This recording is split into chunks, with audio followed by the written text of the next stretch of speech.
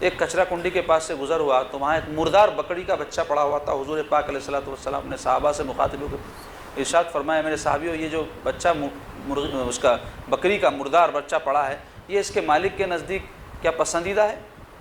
تو صحابہ عرض گزار یا رسول اللہ ناپسندیدہ ہے تبھی تو پھینک دیا گیا ہے. پسندیدہ چیز کو پھینکتا اٹھا کے رکھتا. تو حضور پاک صلی اللہ علیہ وسلم ارشاد فرمایا سنو قسم ہے اس ذات کی جس کے قبضے میں میری جان ہے, اللہ تعالیٰ کے نزدیک بھی دنیا کی ایسی حیثیت ہے, مردار ہے, کوئی ویلیو نہیں ہے. مطلب کیا ہے؟ کوئی مالدار ہونے سے اللہ کے پاس بڑا نہیں ہے, کوئی عزت والا ہونے سے جو دنیا میں ہماری نظر میں وہ بڑا ہے نا بھائی, ایم ایل اے ہے, ایم پی ہے, منسٹر ہے, پیسے والا ہے, سیٹ ہے, یہ جو بھی ہے دنیا میں جس کو معتبر سمجھتے ہیں ہمارے نزدیک ہوگا معتبر. اللہ کے پاس ان بنیادوں پر کسی کی کوئی ویلیو نہیں ہے, کوئی حیثیت نہیں ہے. اگر ہے تو ان اکرمکم عند اللہ اتقاکم, تم میں اللہ کے نزدیک عزت والا وہ ہے جو تقوی والا ہے, جو اللہ سے جتنا ڈرنے والا ہے وہ اللہ کے نزدیک اتنا مقرر ہے. یہ ویلیو کو سمجھنے کی ضرورت ہے.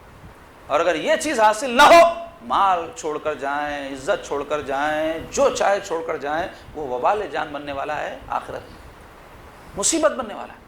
تو فکر اس کی کریں جو وہاں کام ہونے والا ہے, وہ اعمال صالحہ ہے, وہ تعلق باللہ, تعلق بالرسول ہے, وہ پیدا کریں اپنے اندر.